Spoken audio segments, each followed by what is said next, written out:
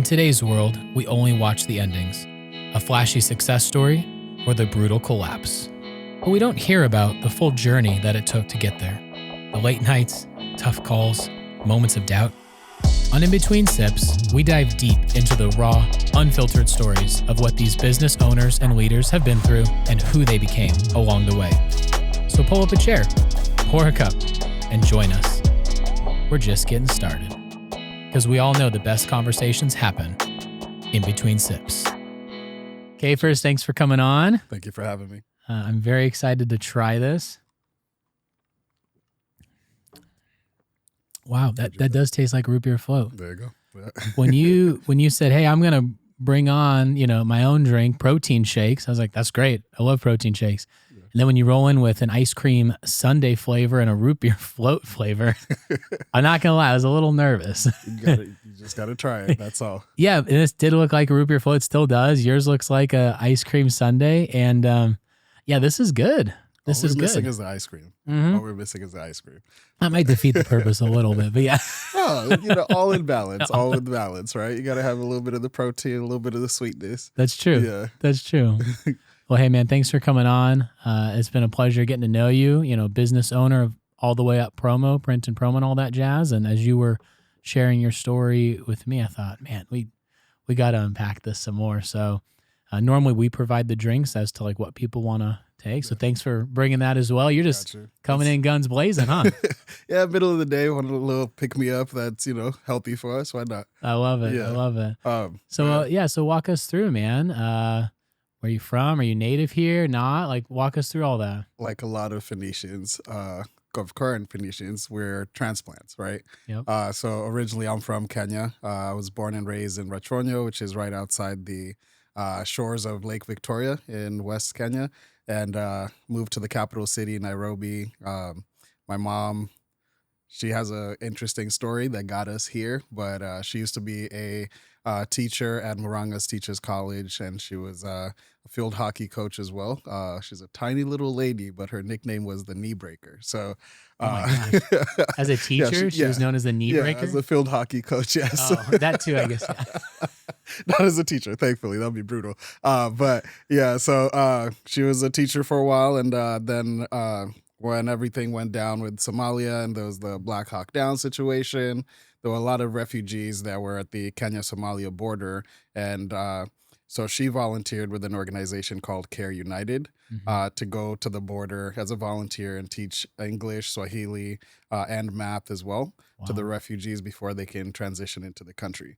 So she did that for a few years. She would be at the border for like 3 months, come back home and visit for a month, back to the border for 3 months. And this was a volunteer position for her. How old were you at the time? At the time, I had to be like 8 or 9. Wow. Yeah. Because you just you said, the Black Hawk Down situation kind of just moved right past. And I thought, oh my gosh, how old were you though? So like you remember this like it was yesterday. I remember my mom having to go and like go help out. Wow. Right. But that was a calling that she's always been like big on taking care of other people, especially when there's a need. You fulfill the need, no matter the calling. And so she volunteered for Care United for a few years and then got picked up by the UN. Mm-hmm. It's not something that you can apply for a job for. You have to be invited in. And so she started working for the UN in Kenya, and from there worked her way up the ranks and was promoted to the UN headquarters in Manhattan. So she was moved to New York and stayed there for a few years, traveling back and forth to Kenya. And eventually it was like, hey, we're going to just move the family over. And so that's how we transitioned from living in Kenya to moving to New York, one of the largest metropolitans in the world, if anything. And how old were you when you moved there? 12 years old. And what was that like, that first time you stepped off the plane? Like, you knew what to expect a little bit, right? You did some research, I'm assuming, or no? No. You just no, like, boom, back then, I'm here. Like, we didn't have a computer in the house. We didn't have a computer at the school. You didn't chat GPT it? I didn't chat GPT it. It could be like, hey, show me what to expect as an immigrant coming to, We didn't have that luxury. Yeah, what a prompt that would be nowadays. No, I'm curious. Yeah. Yeah. So, when we made it to New York, there was a huge culture shock. Coming from Kenya, even in the capital city, Nairobi, there's a slower pace of life. People are more inclined to stop and say hi and interact or get to know each other, even if we don't know one another, on the street. Hey, how you doing? We'll chat it up a little bit. Say, oh, okay, you want to sit down and have a coffee or have some tea, chai. Yeah. So that, well, You didn't find that same culture in New York, though? absolutely not. I remember You didn't my like cross the first street and experience. have like a taxi cab driver say like, "Hey, thank you so much." No, They my were throwing first up fingers and experience- stuff, right? Oh yeah, my first experience was we got from the airport, got to the apartments that we were going to be staying at, and I'm helping unload the trunk and whatnot. And there's some people coming down this way, so I said hi. No way. Hold on. And- You just like turn around like, "Hey." Hey, like they're coming this way. I'm gonna be going that way. Yeah. Might as well say hi. And I got the fuck off. No way. And I was like, ooh, okay. So we're no longer in Nairobi. That I just said hi, and that was the reaction. Cool. All right, I will just go off and You were what, just 12 or unload- yeah. 13, you said? Yeah, I was 12 years old, going on 13, and that was the reaction. And I was like, all right, it's kind of one of those we're not in Kansas anymore kind of thing, Right, right? yeah. And so Jeez. I knew that it was going to be a little bit different, but So that's what you some- said. We're moving to Arizona whenever I can, right? Like, oh no, I'm just kidding. oh god.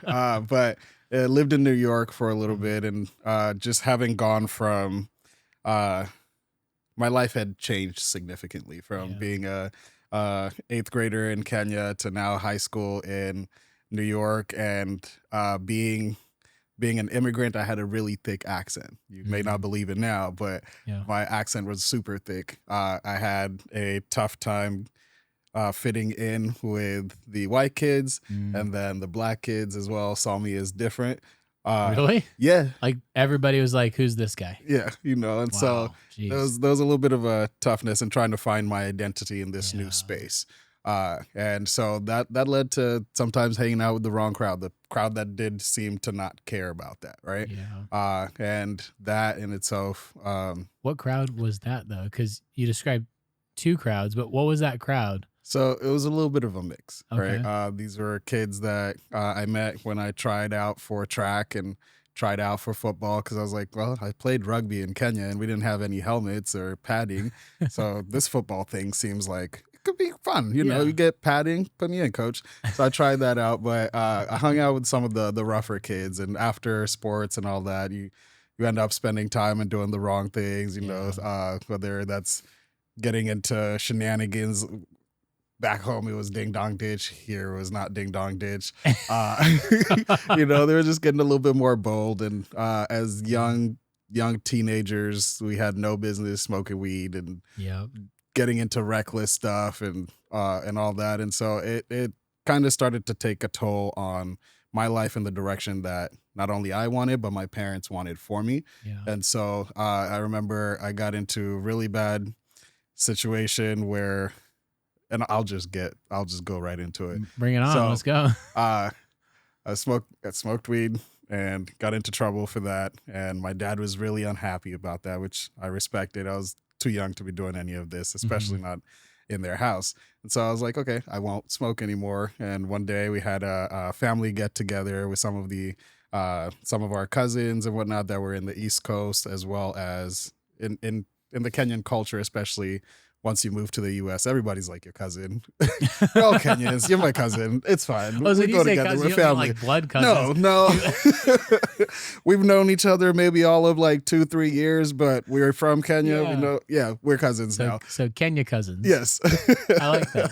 That's awesome. So we were having a little get together, barbecue and stuff, and I go by the grill, and of course by the grill there's smoke, right? Yeah. So some of that gets on me, and then I go play basketball with some of our cousins, and one of them gives me gum. I'm like, okay, sure, I'll chew the gum.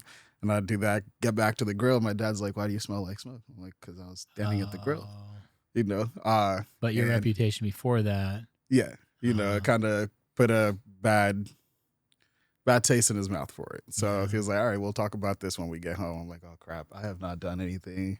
It's so long, but we're gonna have a talking. Yeah. Gonna have a talking. We get back home, and that's when we just kind of really got into it. He was like, "Hey, you've been smoking weed, blah blah blah," and I'm like, I Mhm. since the last time we talked about it, I have not. Yeah. It's something that if you want to, I can go take a piss test, whatever you need. Yeah. And he was like, "Oh, I as a brazen teenager was a little bold with the words that I was Maybe you doing. didn't phrase it just I like didn't that. do Like, it. I'm happy to go take a. I was like, I can go piss in a cup right now and bring it. You can go get it tested. Matter of Yeah. fact, I'll walk to the kitchen. Yeah. And that was, Oh man, I just think you to offered to get a myself, cup out of the kitchen. yeah, I'm like, we're just not gonna do that. Not I'm even like, it's disposable, instant. man? It's Come on. instant. You want to get the test? Here it is. It's instant right now. Then do it. And it didn't take that too well. So we ended up getting into it. Yeah. And I was a little too bold as a teenager and tried to take a swing, and he finished the swing. Oh man. So Wow. I was like, all right, cool. Wake up the next day, and I'm like, all right, wake up the next day, banging headache. And I'm like, well, I remember starting, and I don't remember finishing anything. Yeah. Come back downstairs, like, are you okay? You got a little crazy yesterday. Yeah. Would you like some pancakes? I'm like, oh, yeah, I'll take some pancakes. Anyway, I'm sorry. But Wow. I'm still holding my ground. I did not. You did. Even after all that, you're still. After all that, I'm like, nope, holding my ground. I did I not. took a swing, but I didn't smoke. Yeah. Okay. Wow. So after that, like, they just thought that environment was not Yeah. good for me or conducive for what they envisioned for me and my upbringing. So Yep. like on some Fresh Prince of Bel-Air stuff, they're like, well, we're just going to send you to California to live with your aunt and uncle. No way. Yeah. Yeah. And at the time, my mom was still traveling quite a bit with the UN, and my dad was also traveling between Kenya and New York. Mhm. He wasn't in New York as much. So most of the time that I was there, we had a nanny that and so that some of that kind of led to the brazen boldness and feeling like I didn't have the parental supervision. I can just do whatever and get away with it. Yeah. So this was just the young mentality of a teenage boy. But shipping me out to California, I was going to be Yeah. living with my uncle, who was a Marine Corps staff sergeant. Was his name Phil? Please tell me. No. It was Phil. No. John Okay. Conforti, man. And his favorite phrase was whenever you ask for something that was irrelevant or that you really didn't need, he'll say, you need that like you need another hole in the head. And to this day, that still like sticks with me, even after his passing. But he and my aunt Roslyn took me in, and it was the supervision and most importantly the love that I needed.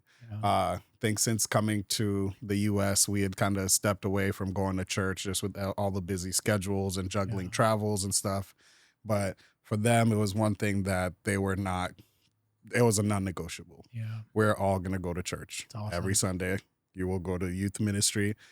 No ifs, ands, or buts. So that kind of started to pull me in the right direction, and it's a long term thing, Yeah. right? And so when about a year into a little less than a year into living with them, kind of started wanting to have my own freedoms again, and hopefully get a job or whatever the case is, because I didn't have a cell phone at their house. They're like, nope, you got to have that. Yeah. You got to have your own, you got to have the landline.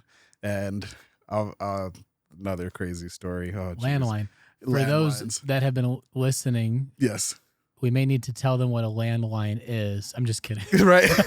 So young children, listen here. This was a phone that was plugged into the actual wall.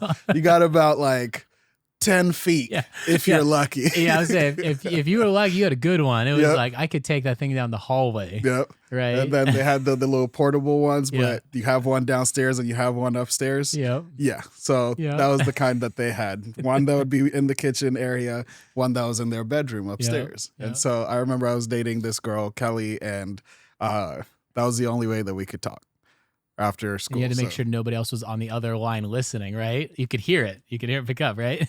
Yep. So I don't. There's a My real aunt talk and here. uncle had gone to sleep, and I Yeah. figured, oh, let me just call her, say goodnight, and Yeah. all that. Yeah, I'm gonna see her tomorrow, but it'd be nice to talk to her. Yeah. beforehand. and we get to talking, and teenagers. The conversation went in a totally Yeah. uncensored Oh kind gosh. of conversation, and at this point, didn't even think about it. I'm like, they're asleep. They're asleep. So Oh having this no. uncensored conversation, and out of nowhere, I just hear my aunt on the other side No. say, "Jonah, go to sleep." And I said, "Ooh." And mind you, I had taken the phone to the garage so I could have a little bit of privacy. And I'm like, I'm not walking back in this house. I am not. There's no way in Wow. hell I'm walking back in this house. She didn't offer you pancakes the next morning No, like your dad no. did? No. She was like, "Oh, nope, you're gonna walk to school tomorrow. Wow. And then we're gonna talk about this whole situation." Just So I was no like, eye contact all morning. You're like, I just put couldn't. your head I'm down, like, walk to school. I'm good. Like if I could wake up and just like get out the door. I mean, at least if it was your uncle, like, okay, man to man, you could probably have, but your aunt, like, Yeah. oh, Yeah. that's rough. And she's one of the older of my mom's siblings. So to us, Yeah. yes, she's my aunt, but she's almost like the matriarch of the family after my Yeah. grandmother's passing. God-fearing woman, Yeah. all of that. And you just like, I just felt bad oh. about that. I was like, oh no, that really happened. So these are actually blood relatives, though, Yes. right? I know. Yes. No, these are not. Your These are parents not just didn't Kenyan ship- cousins. Yeah. Wow. So Wow. I figured after that, like I've got to get my own cell phone, and they're not Yeah. gonna get me one. That would be another. You need that, like you need another hole in the head. We already Right. have a landline. You don't need to pay for a cell phone. Yep. And so at that point, I was like, hey, I gotta start making my own money one way or the other. And so Yeah. I got a job at Jamba Juice, the flagship store in San Luis Obispo, California. Nice. And I don't know if you know this about Jamba Juice, but it was started as a college project. Really? Yeah. I think so is Canes. I'm not sure about Raising Cane's. Cane's. The founder like pitched the plan, and the professor was telling him like, "Hey, it's a well thought out plan, but it'll never work." Yeah, because it was all chicken. It was all chicken. Yeah. And the guy was like, "No, it'll work." And look at it now. I mean, billions $1 of billion, dollars. yeah. So, But so same thing with Jamba Juice. It started as a college project, but they opened up their flagship store in San Luis Obispo, and that's where I was living at the time with my aunt and uncle. And I figured, hey, let me try and get a job there. First day was a little bit of training. I got the job and I was super excited for it because I'm going to make my own money and I can get my cell phone and I can have the private conversations without anybody bothering me. how old were you at the time? You're still in I high was school or what? 16. Okay. Yeah. But you're You doing remember it. being 16? You're Yeah, I'm like, doing yes, it. I'm doing it. I went to my first day of work and do the training, and it's making smoothies. You have a little menu and a recipe yeah. that you got to follow. Yep. So it's not rocket science. I worked at a smoothie shop at the YMCA. That was one of my first gigs actually in college. Not my first job, but yeah, when I was in college, it was like a part-time job opening for Uh-huh. smoothie bar operator at the YMCA, which is pretty chill. Smoothie baristas. Yes, exactly. Could have fancy titles back then. Yeah. So I know exactly what you went through. Yeah. And so the training was fine. I was like, okay, just throw me in the deep end. I'm one of those people that I'll learn so much faster by doing it. Yeah. And so day 2 comes by and the manager is like, all right, I'm just going to step back a little bit and let you do your thing. Everything's going smooth until this lady walks in and she had like 5 or 6 kids with her. And everybody wants their smoothies. So I'm taking the orders and all that. I start to make some of them. One kid comes back up and changes his order. I'm like, well, I've only put 2 ingredients in there. I'll set it off to the side. But the lady looked like she had been through it. Like she was like Yeah. overstimulated. Well, one Just- lady with 5 kids, are they all under the age of 12? Like 5 under the age I of would 12? say 10 and under. It looked Oh my like she was gosh. doing like a ride share or picking up people's kids to get them all home Oh. from practice or something. Yep. And so figured, hey, let's just help this lady out. Let's make this smoothie or change this one out. I changed it out. Another kid came up and asked for a change. I was like, okay, 2 is enough. Yep. We're doing Put it. those to the side. My manager did not like that too much. He was like, hey, like that's spoilage at this point, right? And if they've paid for it, we've started making it. If they want to Yeah. change it back, I don't know what this guy's thought process was, but to me, that's not good customer service. Yeah. It wasn't done yet. So I just put them to the side. I told them, hey, at the end of the day, I can pay for those. I'll take them out of my paycheck or I can pay for those out of my own pocket. I just wanted to help that lady so she can get on her way and have the peace Yeah. to go off. And so he was like, okay, fine, no problem. And so I had these partially made smoothies. I figured, let me finish making them up. You're going to pay for them anyway. Yeah, I'm going to pay for them anyway. Yep. And so I took them out back because San Luis Obispo did have a little bit of a homeless population. And I had noticed that there was a homeless guy out back by the dumpsters the day before my first day of training. So I was like, it's marketed as healthy smoothies. So let me go give him these that would otherwise go in the trash can. When I went out there, I handed them to him.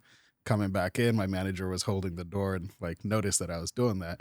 And he gave me a talking to and said, hey, like, you can't do that because when you do that, they're going to expect that.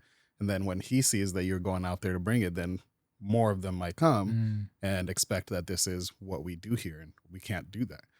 So at that point, I told him like the humanity in the situation where you would otherwise take them and throw them in the dumpster, but he knows that it's in there and he's going to climb into that dumpster because he needs nourishment. You're going to have that human being, that fellow man, climb into the dumpster rather than have the common decency to hand him the smoothie that is otherwise spoilage to you. Where's the humanity in that? Wow. Especially because you paid for it. You should be able to do nothing out of his pocket. Yeah. I mean, it's now mine. Yeah. I mean, you can see that side from the business end, but that's not what we're called to do in business. Yeah. You said the humanity of it. Yeah. That's and even business or not, right? Yep. At the end of the day, we have to treat others like we want to be treated. Right? 100%. So I would, if I was in that situation, I would much rather somebody offer me the drink, even if it's not a perfect one, it's spoilage, it's whatever, it's missing ingredients. I'm hungry, I'm homeless, I'm starving. I'd rather they hand me that than to throw it in the trash, knowing that I'm going to climb up in there because I need the nourishment. Yeah. Just so I can sustain myself, even if it's for one more day, right? You never know what somebody's going through. You never know what their journey is, their struggles are. But what you can do is help with what you have.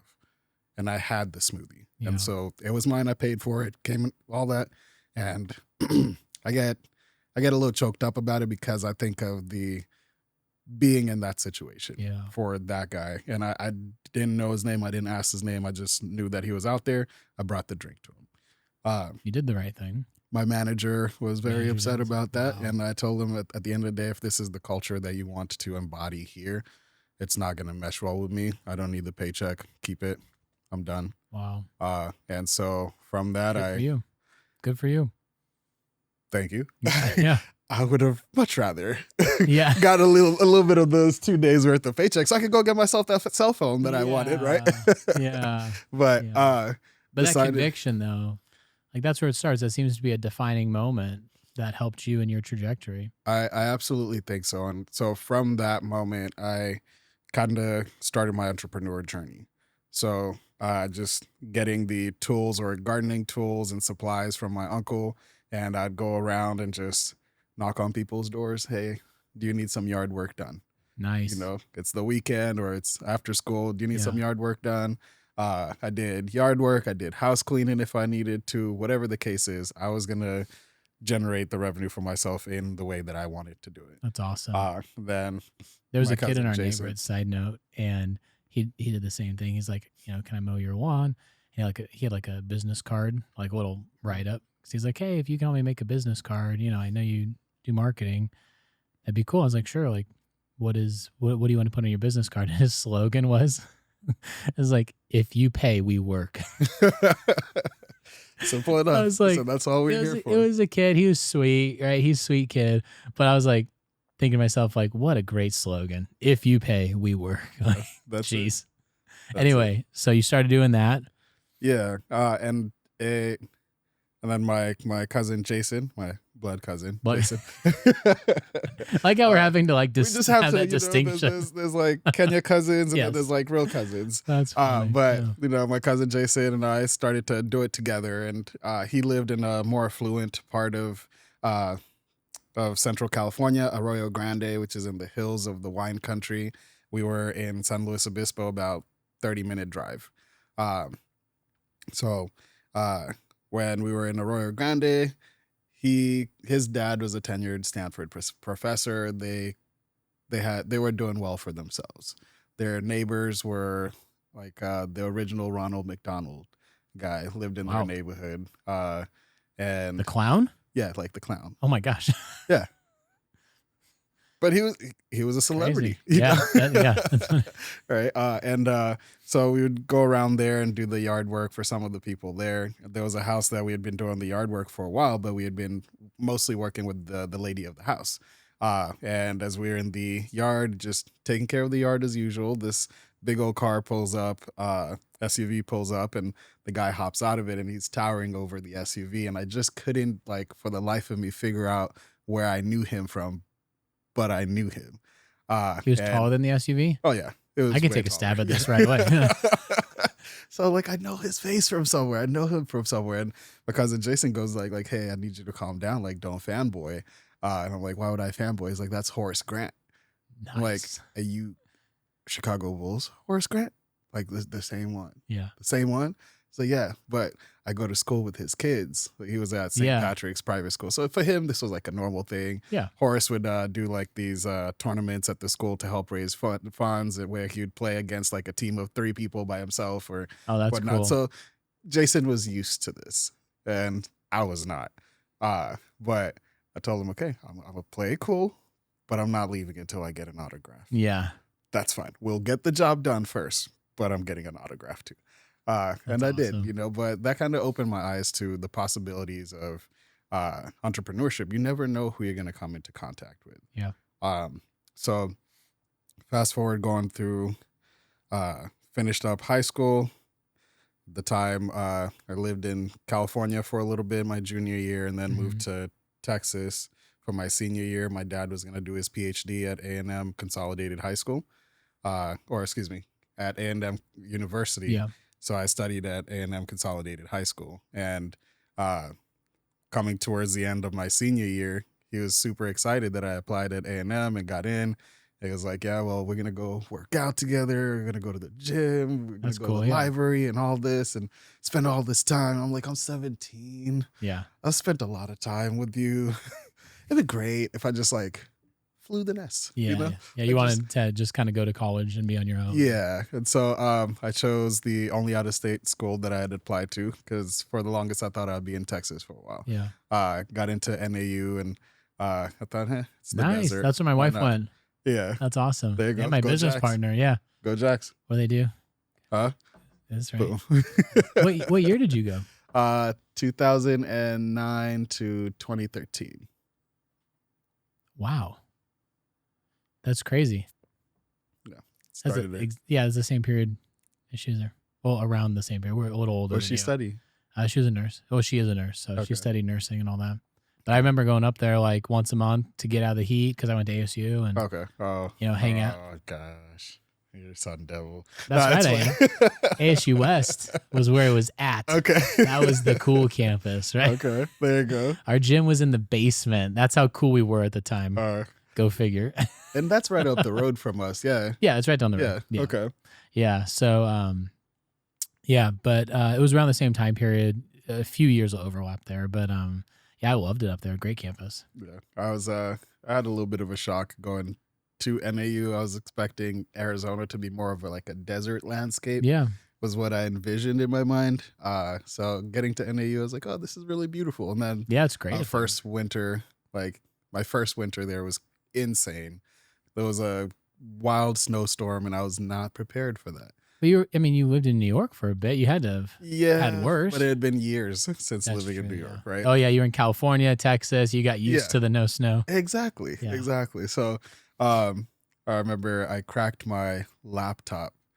There was a snowstorm, and I still had to go to school after the storm and stuff. But black ice. I had a really good reminder of what that is. So I remember I was running a little bit late, so I hop off the bus, and South Campus or the engineering school was in South Campus. So there's this big old hill that you got to get down, and I'm walking down this hill, and just happened to just hit the patch of black ice just right, and I see my feet go up. Yeah, I have my backpack on, my laptop in there, and I hear.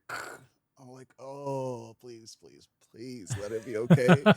Let it be okay. Yeah. Let it be okay. Nope. No. Shattered that entirely. But up at NAU, I studied electrical engineering and then marketing as well. Yeah. Which, for me, the electrical engineering aspect was more so driven by my parents. I love them, by the way. I love my parents. Disclaimer: I love you, mom. Love you, dad. I love you. The pancakes are great. Pancakes were delicious. Made me forget everything. You know? Yeah. But and I'm sure a lot of immigrants can relate to this, but being given the opportunity at the American dream, coming from a totally different culture, country, the expectation as to what your future holds or what careers you're going to go into, it's limited. You got lawyer, engineer, doctor, Yeah. or business owner, right? That's the high expectation that's set there. And so for me, I was the kid that would always tear apart stuff and put it back together and just see if like my parents noticed that anything was messed up. Nice. Sometimes it was nice. Sometimes it was not. Yep. I remember my dad got his first like flat screen because we went from the big old tube and stuff. Tubes, yeah. And my inquisitive mind was like, hey, like how did they fit all of this into this much space? Stop. So yeah, I got into it. He took it apart. I took it apart. This is before I even had a chance to like watch it. Yeah. It was delivered and I was like, this is the coolest thing. They just downsized all of this. Like this, look at how close it is to the wall. And he saw it that way too, right? He was really excited for you to be inquisitive. Is that not so much? Not with that TV. Not with that TV. My mom more so, yes. She was very supportive in that. That's fun. But I remember the TV got there and I was like, I just got home from school. I have time before they get home. Let's see how this works. Wow. So I take my screwdriver, take it apart, and just kind of look at the components. And I'm trying to compare the old one to the new one and what are some of the changes that they made. Yeah. I must have nicked a wire or something in that process, but I put it back together and I tried to turn it on. The first time it didn't kick on, so I open it back up. Yeah. Look again. I'm like, oh, there's a loose wire here. Let me refasten that real quick. Turn it back on. Kicks on just fine. I'm like, all right, let's turn it off. Walk away. We're good. My dad gets home. He loves watching the news when he gets home. That was like his big thing, staying up to date. When the news is actually news. Yeah. Yeah. So he gets there, kicks on or grabs the remote and tries to turn it on, and it kicked on for a second and then just. Oh no.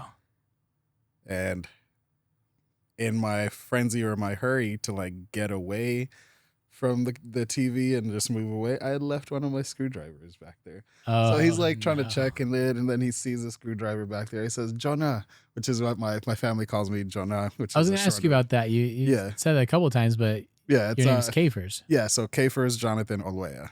Okay. And so the term of endearment is Jonah. And that's also in itself a crazy story relating to my birth. And I was a 11-month pregnancy, not a 9-month pregnancy. Oh, wow. Yeah. Wow. And there's African mumbo jumbo stuff that goes into that too. We can get into it. Oh, please. I've never heard of African mumbo jumbo, so please. Yeah. So enlighten us. My mom was but before my mom got pregnant, she was told that it was going to be harder for her to get pregnant. Yeah.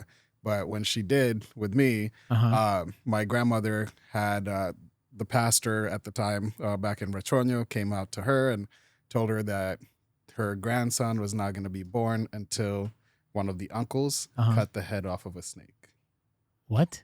Yes. Very vague. Very vague. And my grandparents were very like traditional. They say, hey, like if you have the vision, you've had the vision. We don't mess with the vision. Right. So real quick, the vision, what religion did they subscribe to? So Christian. Oh, really? Christian, okay. Yeah. Non-denominational. So it was like they were praying. He had this vision. Yeah. The pastor had that vision and came and communicated it to my grandma. Wow. Yeah. And so. That's wild. That is wild. Yeah. So fast forward 9 months go by. The due date passes. My mom's not feeling anything that would no Braxton Hicks, no nothing that would say that, hey, labor's coming soon. So at the time she was finishing up college. So she decided, hey, I'm still feeling good. Nothing's happening. The baby's still in there and hasn't turned all the way. Let me go back to school and I'll take some of my exams.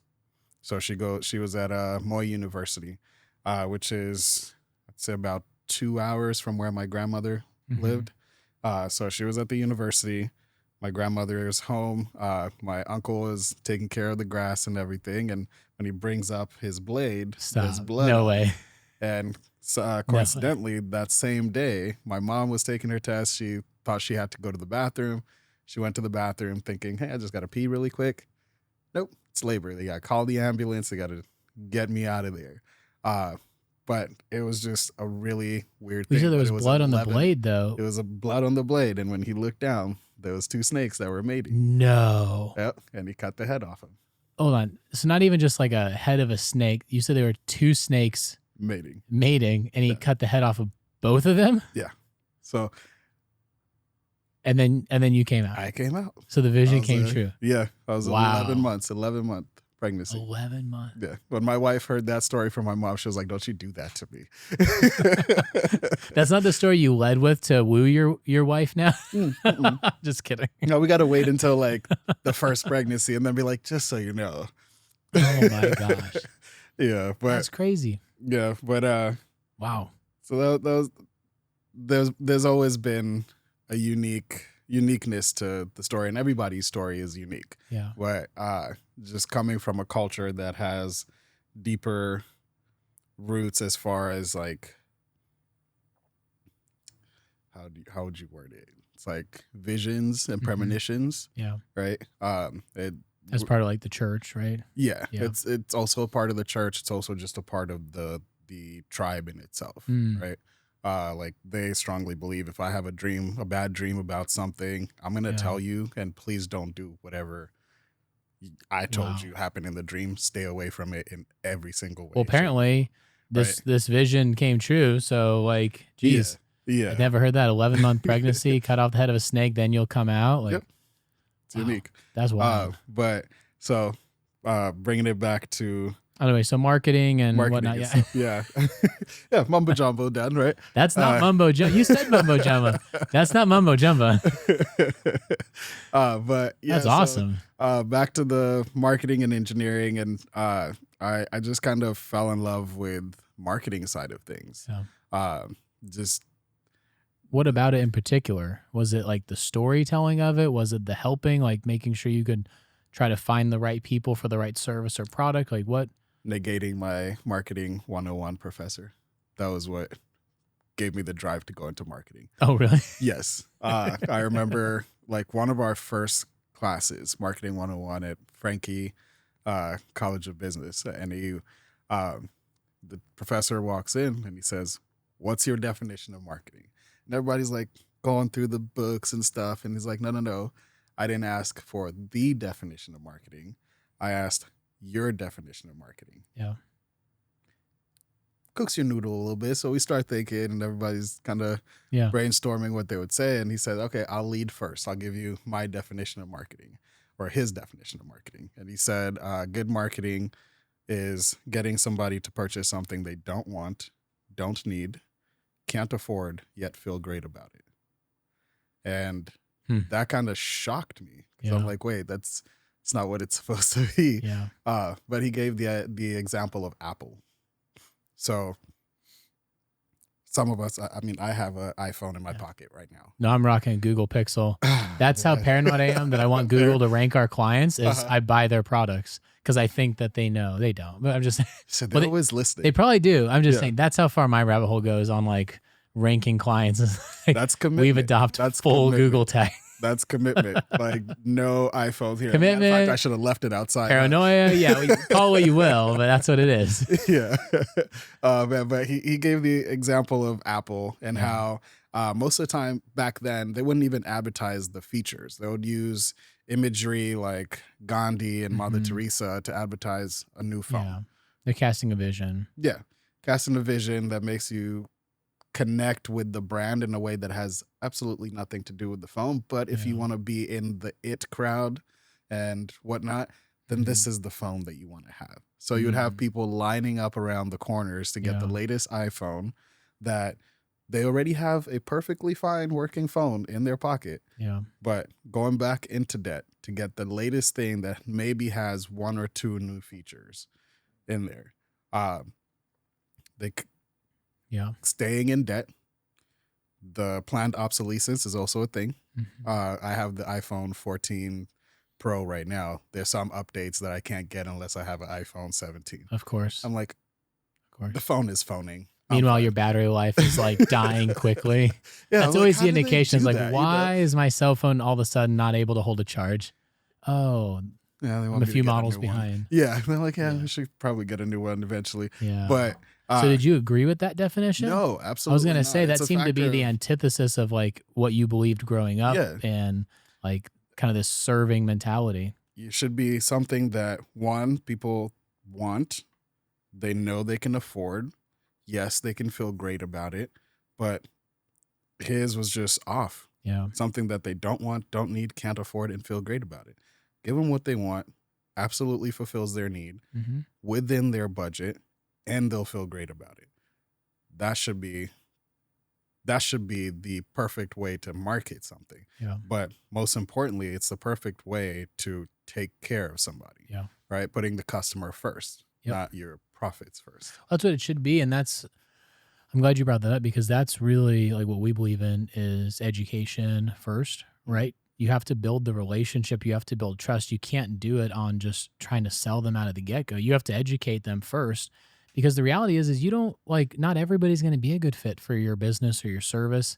And if you force that, right, you may make a sale, but you're not going to actually retain a customer for life, and you're actually not going to get the referrals, and you're doing harm. And I think today's day and age is getting better about that. Like people are like, what we do is we educate first. We build websites that have resources, right, to educate, because you got to serve first. So I'm glad. I was curious what you thought of his definition because as you were it was working crap. through it, it's like there's no way. No, I Yeah, disagree 100% with that. No, no. And yeah. so it led So to good for you. Yeah. just everything that I've done in business with my first company, Ceiphers Clothing. We would import African print fabrics from back home, putting money back into the economy there, manufacture our products right here in Phoenix, putting money into the economy here. And then for every item that we sold, we would donate $1 back to Nyamburi Primary School, which my grandmother co-founded. So it was a way of honoring my grandmother's legacy since her passing. Wow, that's cool. The items were all fairly priced and led with education. So when you purchased one of our items, you would receive a translation card that would give you the name of the product. We named our products in Swahili as a way of sharing a culture with, especially the diaspora of Africans here or African Americans here that want to connect with the culture in Africa. Yeah. So get a translation card, gives you the name in Swahili, how to pronounce it, even though Swahili is phonetically pronounced. Some people might be like, it's a different language. I don't know. Yeah. And then what it translates to English and how it connects with the brand. That's cool. That was part of the bow ties you showed me. Yes. Yeah. Cool. So that was it was something that was affordable and gave back, most importantly. And we did that for up until the end of 2019 when COVID hit. But were you married at the time? Kids? Yeah. Okay. Yeah. So my wife and I got married in 2016. And I told her, just make it simple for me for our anniversary, February 22nd, 2016, 2226. If I mess it up, like you have every right to be upset at me. Like it's simple math. Simple math. That's cool. But we were married at the time. We started the brand about a year before we got married. You and your wife? Yes. So she's an entrepreneur as well? I'd say by like association at first. Yeah. Yeah. She was a server at Maggiano's in Scottsdale, and I had always had this entrepreneurial spirit within me, and as husband and wife, we're called to be partners and helpers and supporters of one another. And she did an amazing job supporting me with her income while starting a business, because that requires a lot of initial 100%, investment and commitment there. And so she took care of us while we were starting that up. And she saw that, hey, this is something that means a lot to me. And I'm like a dog with a bone. Yeah. When I have an idea, I'm not letting up until I see it to fruition. Yeah. And so she was like, well, how can I come alongside you and support you in this? That's cool. So she, when she was not working the 40 plus hours at Maggiano's, she learned how to do photography. She helped with the photography for the brand. She would schedule the shoots with the models and Wow. all this stuff. She would do all the social media, the product imagery and whatnot, not just the model photography, but just the individual like standalone product photography, get those up on the website. And then we started doing more like vendor events and expos and like the bridal expos, and a few other vendor booth opportunities here in town. And so she's like, all right, well, I will maneuver my schedule however we need to, because it's a 2-man job to do that. So I really love and appreciate her for her support. And I've always called her my diamond in the rough.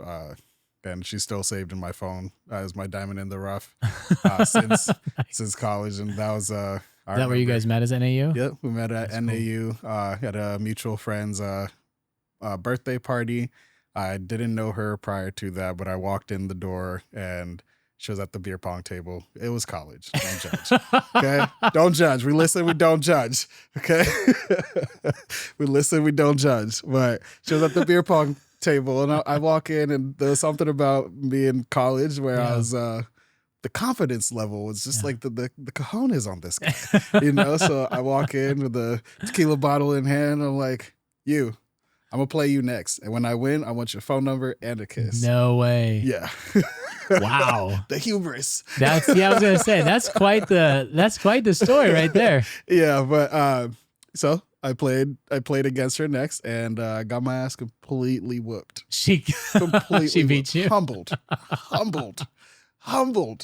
Just that balloon of like hubris, just pop. Yep. You know?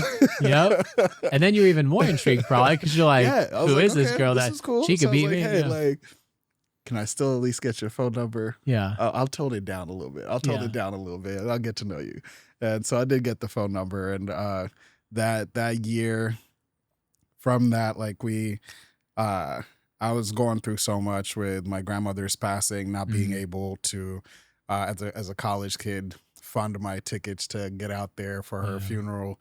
And my grandmother is somebody that raised me for a part of my life when my mom was doing all the things with Care United and all of that. So I owed a lot to her, and I at least owed it to her to make it to the funeral.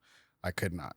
At the time, the tickets were just too expensive, and in my culture, we bury our dead within 7 days of their passing as a way to honor them into the next life or usher them into the next life.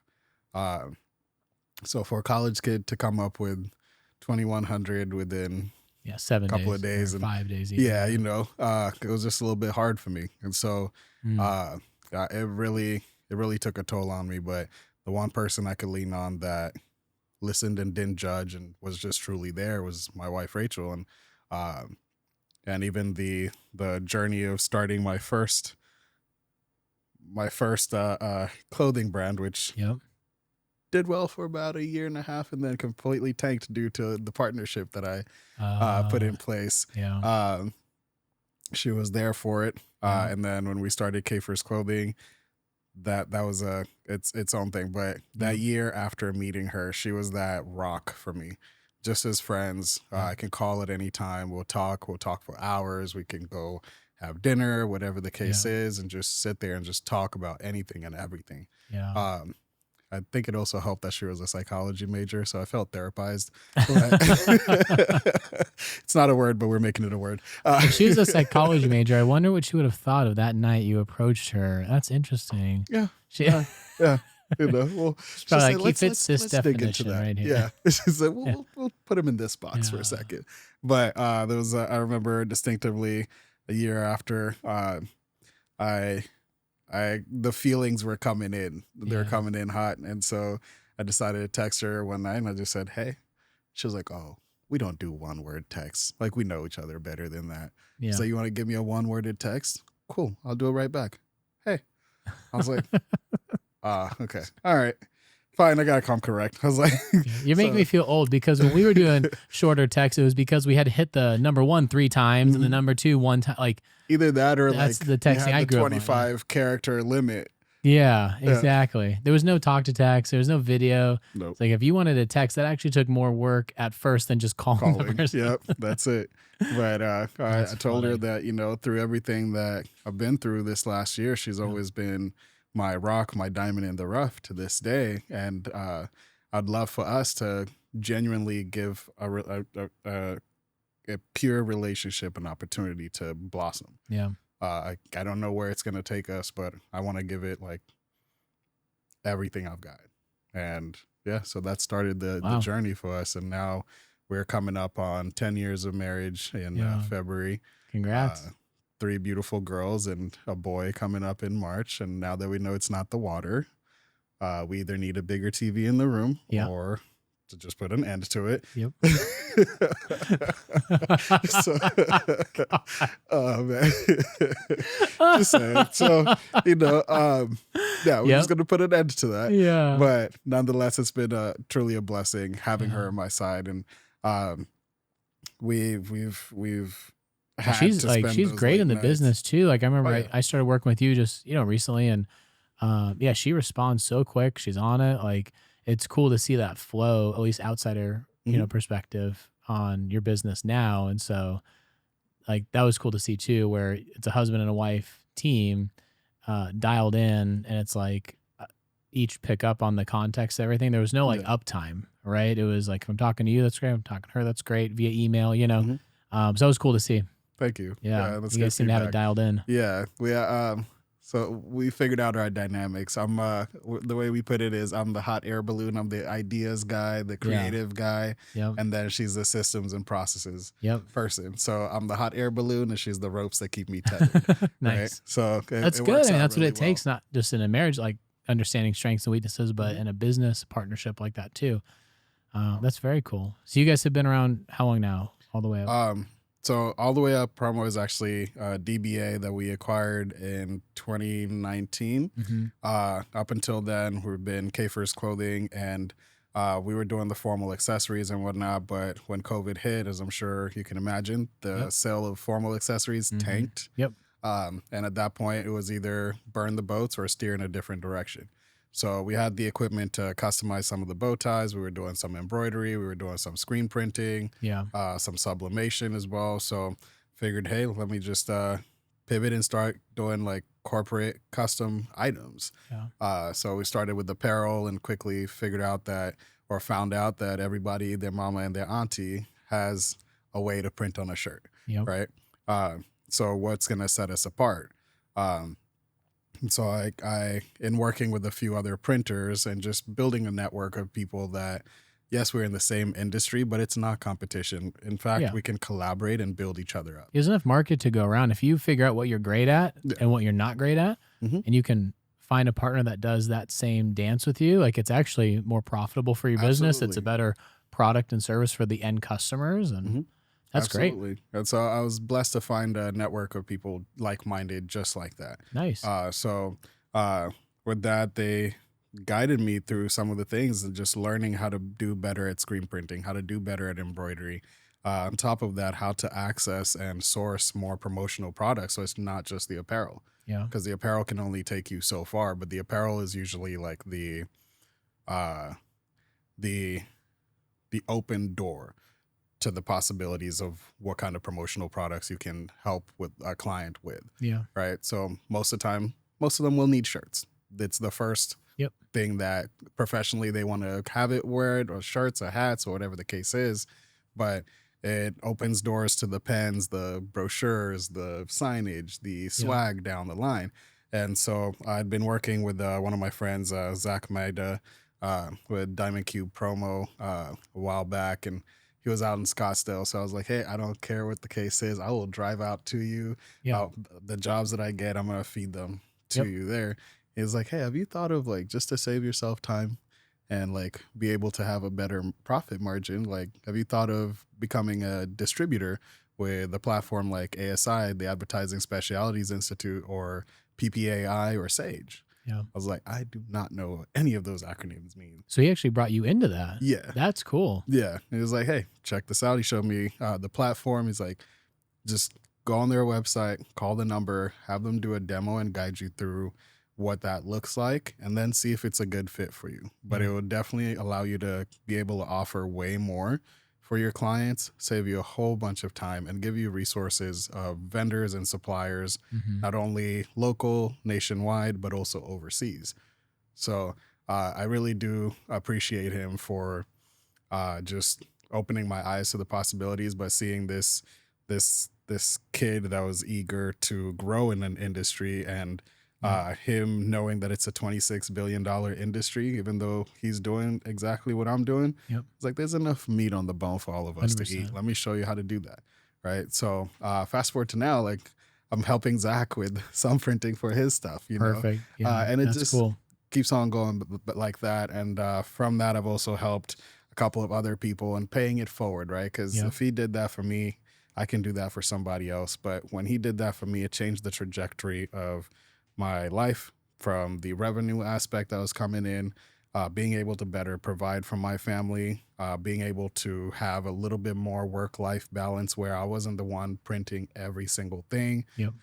After working, calling client meetings, this and that, presentations during the day, then I'm printing at night. There are times I wouldn't get to bed until like 3 in the morning, and then just have to get right back to it 7 o'clock, Yep. but the orders had to be done. So it gave me a better work-life balance where I have the resources that can do it at a very competitive price, where even if you compared the pricing to like Vistaprint or 4imprint or any other Yep. places like that, we're right on par, if not just a little bit less, but it still gives me 40 to 50% profit margin Yeah. just by having that distributor license. Yeah. And so, So you don't need to pass that to customers. You don't need to mark it up. That's Nope. cool. So you get the service of you, but the pricing of and that's the that's key cool. difference. You don't Yeah. get that with Vistaprint or 4imprint, where Yeah. a big thing that we do that sets us apart is I love to start my relationships with a new client with a client brief.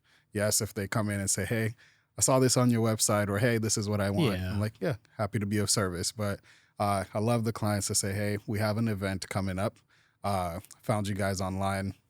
I'd love to see what you would recommend. Yeah. So at that point, we set up a 15 to 30-minute client brief where we go over understanding their business better, Mhm. their target demographic a little bit better, the event that they're going to, the tone of the promotional products that they want to have, whether that's educational, whether that's exciting, and what the ultimate goal of the product is. Yeah. Like, is that to drive more people to your website? Is it to drive more event attendees, get the phones ringing? Yep. But so we get to understand a little bit more of their goals, and then from there we can go into the presentation aspect, which is about like a 24 to 48 hour window where we source the right products, and versus going to our website where we have a catalog of over 300,000 products. Yeah. We provide you with a presentation that has like 5 products that are specifically tailored to the needs that you have Yeah. for this particular event. Yeah. So a great example of that would be Mesa Airlines. We've worked with them for years. We work with multiple departments, and this was in 2021, I believe. We had been doing notebooks and pens and mugs and tumblers and lanyards and stuff like that for them. But as I'm sure after COVID, they did notice like a little bit of decrease in pilot recruitment. And so they started going back to aviation schools and setting up trade show booths there just to try and build up their pilot base again. Yep. And they said that they would see people coming in, but it was hard to get people excited enough for them to even want to sign up for their program and at least get a little bit more information, if not come in for an interview. So I said, okay, well, we've been doing the same exact products. Why don't we change something up? You guys are now specifically targeting pilots, right? So we've done it to where you've had the products for your flight attendants, and it's the same ones they use for your for your corporate team at the office, but in this situation, you're specifically targeting pilots. So let's change out one thing. Give them the same exact kit, but just change out the pen. Instead of the standard pen that has the stylus, let's do a pen that is an airplane-shaped pen. The wings are what the clip is, and the wings open out. And so then it looks like an actual airplane. Cool, yeah. If we have a moment, I can show you those later. They said, okay, let's try it out. We'll get 500 of them. Perfect. Yeah. They have their event, and I get a call back from David Reyna, and he's like, we actually got people to sign up. Nice. And people are calling back and literally referencing the pens. Yep. And hey, I got one of your pens, and I just want to see if there's an opportunity for us to come in and check out the location and learn a little bit more about Mesa Airlines. That's cool. I'm like, okay. Now, in that situation, it appealed directly to their target. Yep. Right? And that's what you're supposed to do with promotional products. That's cool. It should lead with emotion and close with branding. So creating that moment for an aviation student who, yes, there's other companies there soliciting for them to come join their airline and do this and that. And here's just general stuff. But everybody gets the same stuff, the weird stress ball that you keep for a week, or the pen that never works, or the notepad that you're like, I'm never going to use it. Like the little Post-it size one. I'm like, what kind of notes am I going to take on here? Yeah. Anyway. It's all the standard junk. Like, and people don't want that. They take it because like, oh, this is free at the event. Then it just ends up in the trash. Yep. Either in the trash or that catch-all drawer. That's really cool. And you said you have the pen on you? I don't have the pen on me. I have an image of it. Oh, that's okay. Well, I can share that too. We'll work it in. Okay, perfect. Matthew does a great job of working stuff like that. Okay, perfect. And then, we'll put that on you, Ben. Yeah. But so that's why, like, when I first had the experience of going on your website and you showing me your website and saying, hey, accept our cookies, and we'll actually send you cookies. I was like, that's what we do. That is brilliant. Yeah. That's how you're supposed to do it. That is how you're supposed to do it. I didn't pay him to say that, by the way. No, that's completely unsolicited. Yeah. But my wife did want to say thank you for the cookies. The baby. You got him in, right? They love them. It's the best because it started off as like, if you're on our website, like as a business growth agency, like we're pretty niche and we believe in serving first. And, I met a friend through a friend. It's his own company in California called The Cravery. And he said, hey, you should check out their cookies if you need for an event. They're really good. So I ordered a box just to see how it came in. And it came in this box and everything was individually wrapped. Yeah. And the cookies were actually really good. Because that's the thing about food. Like, you're never going to trust somebody that recommends bad food or gives you bad food. Like, fair enough. Right? Like if somebody's like, hey, this is the best in the world, and you try it and you're like, this is terrible. This is like then you start questioning like everything they tell you. Like, are they really good at what they do? Like food is, in my opinion, food is very important. So when I tried these cookies, I thought, this is awesome. They're really good. They're individually wrapped. Like I can send these out. And then I don't even know how it came up, but one day I was like, man, we should just give out cookies on the website. And then it kind of spurred into like, well, I love dad jokes. So then I was like, if you had to literally accept our cookies, like that's not just an online joke, but now I'm in your house. Like you've accepted our cookies so hard that we're in your house. Yeah. And so we just started with it and it just caught like wildfire. Like I was getting texts from people I had never met that like through our company line that would like text in and that goes to my phone. Like, thank you so much for the cookies. I can't believe they came in. Like these, I'm talking like pictures of cookies like on a kitchen counter with kids in the background from like a marketing manager I'd never met before of a company like that was on our website. So to me, like, I love what you said. You got to lead with emotion and close with brand. That's very similar to what we do, right? It's like you have to serve first, put yourself out there first to build that relationship and build that trust before you even have the discussion of like, I'm gonna help you grow your business. Because if this isn't established, it doesn't matter how much uptime I have on your business, I'm still not going to get to know it as in depth as from your shoes. That's not our job is to curate that from you, right? But yeah, I'm glad you brought that up because that's just such a fun thing. And people are shocked every time. They're like, I can't believe you sent me the cookies. It's like, why are you shocked? Like, well, because like you fill out stuff on sites all the time and they never show up. I'm like, yeah, like integrity matters. Mm-hmm. So it's really fun, but I'm glad they liked him. Yeah. So she's working through them. I'm not allowed to have them. Oh, really? Yeah, they're for the baby. They're for the baby, is what she says. She's cut you off. She's like, just no. Cut you off. What happened to all that bravado you had? Come on. No, all that bravado. It's okay. She has blessed me with 3 amazing kids, There you soon go. to be 4. There you go. And if that's what baby boy wants in there, I will maybe have one bite.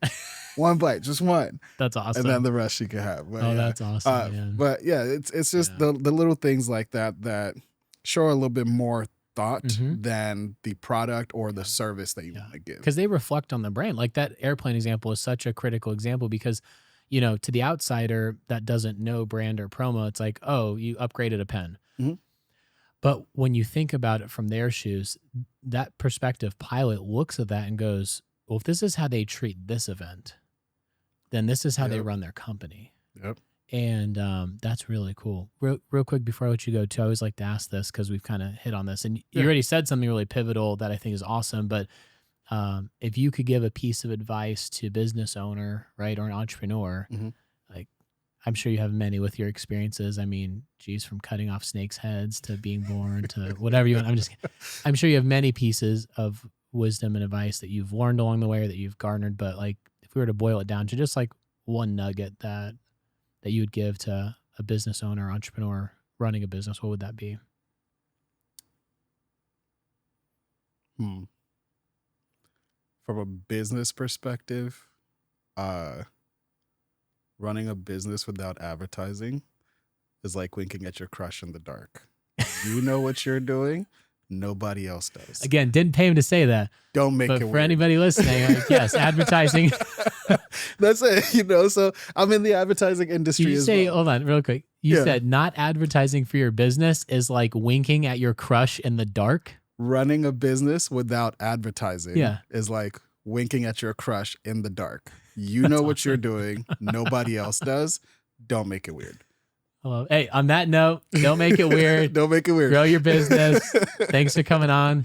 It was great to having you, Ceiphers, and just look forward to seeing what you're doing with your business. It's great to be in your circle and working with you, and I really appreciate your time, man. Thanks. Thank you for having me.